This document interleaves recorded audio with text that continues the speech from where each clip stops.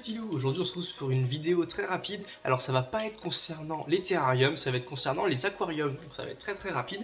Je vais vous expliquer très vite fait qu'il est important, si vous avez un aquarium, de contrôler votre flotte. Voilà, c'est un truc qui n'est pas fait très régulièrement pour certains, même si vous avez qu'une espèce dedans, ou même une vraie plante, etc. Il est très important de contrôler la qualité de sa flotte, et je vais vous montrer vite fait avec un test comme celui-ci, qu'il est très facile en fait de contrôler son eau, et par la suite d'ailleurs d'aller la réguler. Bon, c'est un peu plus complexe, mais déjà, juste le fait de la contrôler est un bon indicateur de la bonne vie de ce que vous allez avoir dans votre aquarium, que ce soit en plante ou en poisson. Juste avant de commencer, du coup, moi je vous présente. Ça, c'est le petit chat qui monte sur. Il y a tout qui se casse la gueule là. Donc, je vous disais, donc moi j'utilise ça, voilà, c'est le test de chez JBL, tout simple, hein. Dedans je crois qu'il y a une trentaine ou une quinzaine de languettes, je sais plus combien il y en a exactement, enfin bref on s'en fout. Il existe tout un tas de trucs pour tester votre flotte avec des machins qui vous permettent de, après avec votre appareil photo, vous prenez en photo votre languette et ça vous dit à peu près informatiquement en fait ce qui va ou ce qui va pas. Moi je préfère y aller au visuel parce que des fois vous allez le voir tout à l'heure, ça se trouve sur l'image avec les flashs, les lumières, etc. Sur la languette, les reflets vont peut-être donner des fausses valeurs qui en vrai ne sont pas les bonnes. Donc je préfère le lire à l'œil que via un téléphone qui va peut-être mal interpréter un résultat suite à la luminosité et les reflets qu'il peut y avoir sur la languette. Donc évidemment ça se présente comme ça, fais la mise au point toi, espèce de machin, voilà, nickel. Donc ça mesure tout, hein. Donc le NO3 c'est nitrate, NO2 c'est nitrite, GH c'est la contenance en magnésium et en calcium de la flotte. Qu'est-ce qu'on a d'autre? Le KH, ça c'est la dureté niveau carbonite, je crois, au niveau du carbone de la flotte.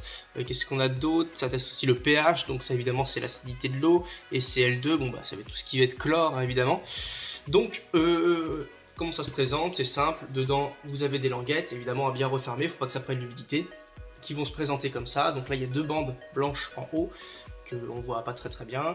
Et au final, une fois que vous allez amorbi dans l'eau, vous avez juste besoin de comparer par rapport aux références qui sont là, avec justement ce qui est marqué, vous voyez comme ici là, si c'est bon, si c'est pas bon dans les valeurs, etc. Voilà, donc on va aller faire ça. Petit rappel vite fait pour la flotte, les aquariums, il faut changer l'eau, ne mettez pas de l'eau du robinet, parce qu'elle est justement riche en chlore, et le chlore en fait dedans va tuer les bactéries. Du coup en fait vous allez avoir une chute de toutes les bonnes bactéries, et l'eau va devenir super acide, super nocive pour les poissons, et ils vont crever tout simplement. Et même certaines plantes, ça dépend de ce que vous mettez dedans, risquent de ne pas trop aimer non plus la blague. Donc il existe évidemment en animalerie évidemment des petits bidons là exprès qui vont justement adapter l'eau, qui en fait va tuer le chlore et va mettre votre eau du robinet d'aplomb. Mais les changements d'eau c'est quand même relativement assez fréquent dans une vie de l'aquarium, donc il va vous en falloir cher, sachant que pour enlever totalement le chlore de l'eau, il faut à peu près 24 heures. C'est-à-dire que si vous prenez de l'eau du robinet, que vous mettez dans un récipient et que vous le laissez poireauter pendant 24 heures, normalement tout le chlore s'élimine naturellement. Mais bon, si vous n'allez pas mettre non plus un récipient de 70 litres dans un coin de votre pièce pendant 24 heures pour après le transvaser le lendemain. Bon, ce que je vous conseille, moi, c'est ce que je fais, je vais acheter de l'eau osmosée en animalerie, je crois que c'est 10 centimes le litre. Donc franchement c'est pas cher, moi j'ai un aquarium de 60 litres, donc vous voyez que ça me fait pas du tout cher, et je change l'eau, soit quand je vois que mes tests sont plus bons. Donc là ça fait un petit moment, ça fait peut-être bien 3 semaines que j'ai pas changé la flotte, donc il va sans doute falloir que je la fasse bientôt, donc il est possible que le test me dit que la flotte commence à tourner un peu, donc il va sans doute falloir la changer. Si vous avez l'eau qui est très sale et très toxique, il va falloir enlever plus que la moitié, limite laisser que un tiers de la flotte, et remettre la suite en osmosée, même des fois rajouter des bactéries, de la qualité de votre eau que vous allez mesurer, et de comment votre aquarium se salit de manière naturelle en général. Et bien évidemment aussi changer votre pompe, laver les filtres. Et quand vous lavez les filtres de votre pompe également, ne la lavez pas à l'eau claire du robinet, parce que dans vos filtres, il y a des bactéries, du coup des bonnes, qui vont s'être stockées, et du coup il ne faut pas les enlever, il faut les conserver. Donc quand vous nettoyez les filtres de votre pompe, vous prenez de l'eau de l'aquarium et vous rincez avec l'eau de l'aquarium pour conserver les bactéries et ne pas les buter avec l'eau du robinet. Bon, bref, il y a tellement de choses à dire, il y en a d'autres qui vont en rajouter dans les commentaires, il n'y a pas de souci là-dessus. Je vais pas non plus faire une vidéo sur le cycle d'azote, etc.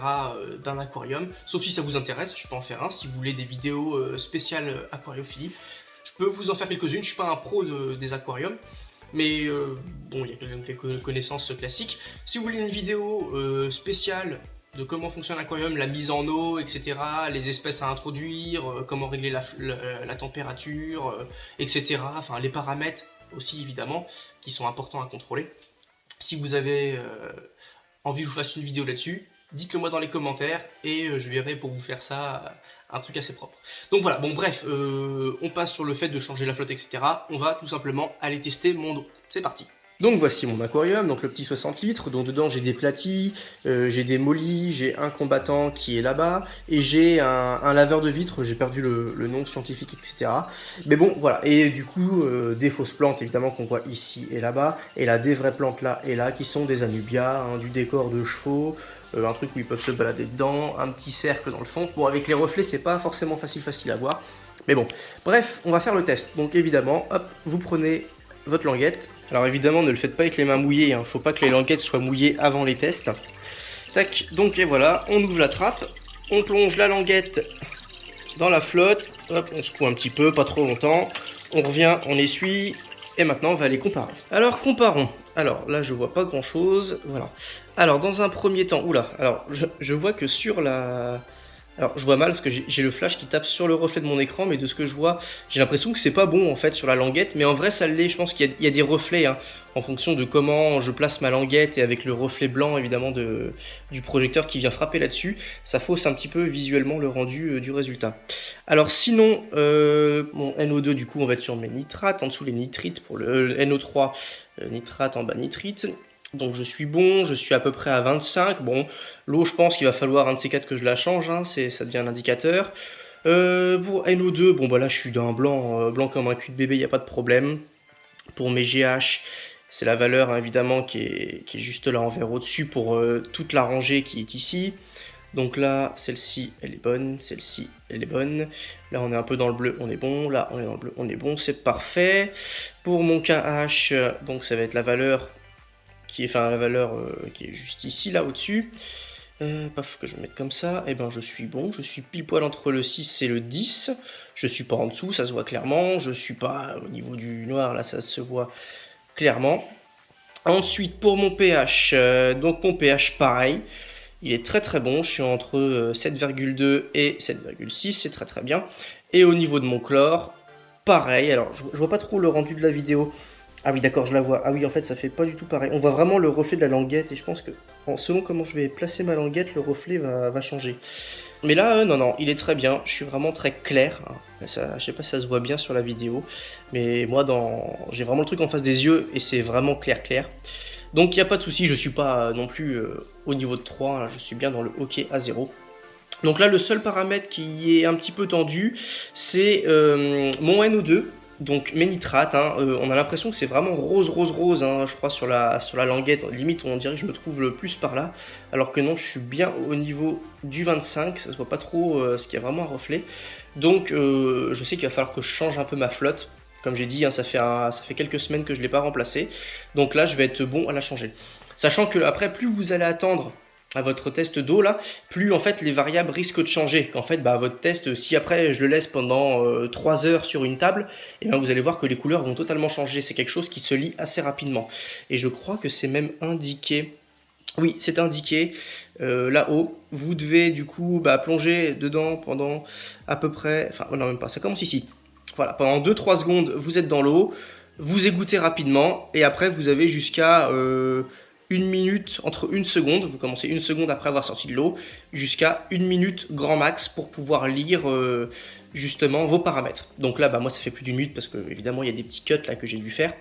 Donc ça commence vraiment à tourner. Là pour le coup, là ma première valeur du haut là, elle commence vraiment à tirer comme pas possible, et même mes autres valeurs commencent un peu à à varier. Donc c'est normal. Donc voilà, il y a des cuts, vous inquiétez pas. En gros, là, mon eau est correcte, elle est très bonne, hein, mes poissons vont pas mourir.